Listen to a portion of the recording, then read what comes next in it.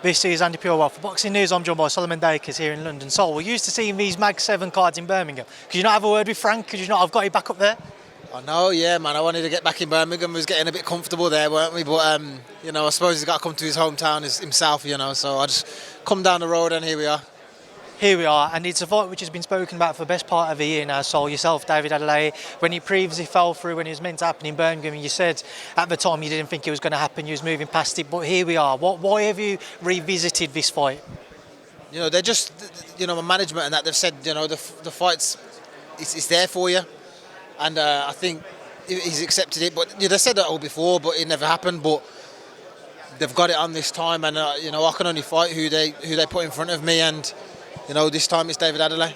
Did you have doubts when he was originally accepted, if you would reach fight week, if you would reach this point where certainly this is the closest you've been, you faced off at a press conference? Yeah, always. When it's happened a few times before, but he is here. It's fight week, and I think he can't pull out this time because it looks too bad. If he pulls out again now, his reputation's finished. We're here now, and he's turned up. So for you, do you feel like, when you reflect on this period in terms of his fight with David Adeleye, do you think your career stalled a little bit whilst waiting for this fight? Potentially, I could have been a bit more active. I've also still fought. I still fought my last one, and against I believe Webster's a better boxer than David Adeleye. So I feel like I've still had some activity, and I'm still going to put myself forward. But I need a name. I need a name on my record. These sort of names that are going to take me into the bigger fights.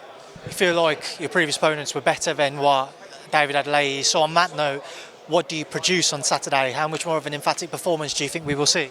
That's what I'm after. I think still got to be wary. Always got to be wary of these heavyweights with the power. But I feel like there's so many other assets that I bring to the ring that I'm going to take him apart, break him down, and take him out of there.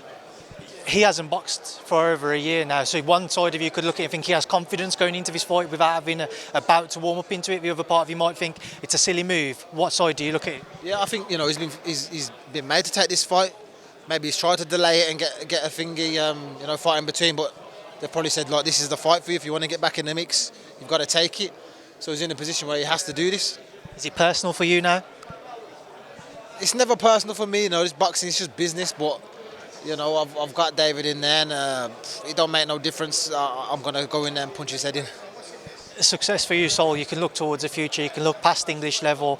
I've seen Frazer Clarke mention potentially facing the winner of this fight on Saturday. Former campmates, something which is of interest to you? Frazer, he's come off a bad loss, his last one. He needs to rebuild himself. I'm not talking about no one else. He wants to probably get himself straight back into a name. If he wants to come back, but I ain't bothered about what people's doing. But not a fight that you'd be interested in? I think he needs to come back and get to winning ways, because if you fight someone that's just been knocked out in the first round, the only comparison you're going to get is how fast can you knock them out. And if you don't knock them out early, you're just going to get negative comparisons. So if he builds himself back up and get himself back in contention, but I ain't thinking about Frazer. Just a couple of fights I want to get your thoughts on before we wrap this up, looking at the GB setup and everything that's been going on. Yafai, stunning performance this past weekend. Yeah, little beast, man. Galau's a little beast, man. He just absolutely went out there, poured it on him, and he just beat him up, put the pressure on, and yeah, man, it was top performance from Galau. So it's been a talking point of what Sonny was saying in between rounds to his trainer, saying he didn't want to be in there. I was trying to get your thoughts on what you made of that interaction. Yeah, I mean, when you're like that and you don't want to be in there, it's a downward spiral from there, because Galau's one of those pressure fighters.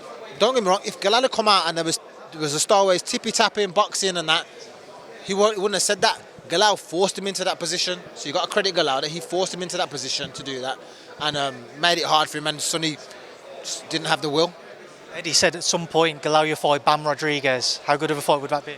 Yeah, that'd be a quality fight, and Galau, Bam, two top fighters, Olympic gold medalists against a world champion. So, yeah, man, all the best to Galau. Daniel Dubois, Joseph Parker. Daniel, somebody previously from Sparring. What do you make of that one, Feb 22nd? Yeah, spar both of them, know them both. Good fight. Parker showed he could nullify these power punches in Django Wilder. Dubois is on great form, and he's a good boxer, Dubois. He's got a bit more than Wilder. He's not a one-punch merchant. He's going to be jabbing. He's going to be throwing other shots, putting the pressure on. Very good fight. From your time sparring both men, what would you say that both do in the ring that people might overlook or don't necessarily give them credit for? Yeah. A lot of people do know about Dubois' jab. He's got very good jab, exceptional jab really. It's one of his best weapons. And Parker's got very sharp hands, very fast hands, and he's very cute in there. And they'll have a game plan with Adeleye, and he's good at executing that. Who do you think wins? Don't know, man. Close one, very close one. Usyk-Fury match only a couple of weeks away as well, so. Yeah, that's another good one. I still think it's another 50-50, you know, like the first one was 50-50. It was a close fight. A couple of moments here and there swung it, but still a close one, still a 50-50 fight. And last one, on the theme of former GB campmates, on the theme of the heavyweight division, Anthony Joshua obviously not facing Daniel Dubois next, a bit of break time for him to rest and recover. The right move in your opinion? Yeah, when you've been in against someone that's, put you on the canvas multiple times and hurt you and knocked you out, it's not always the best decision to go straight back in there. You get someone that's done such damage to you. It wasn't like a one-punch knockout. There was multiple times where he was hurting him in there. He's do what he's doing. So listen, I appreciate your time. Good luck on Saturday, and I'll see you soon. Thank you very much, man. Nice.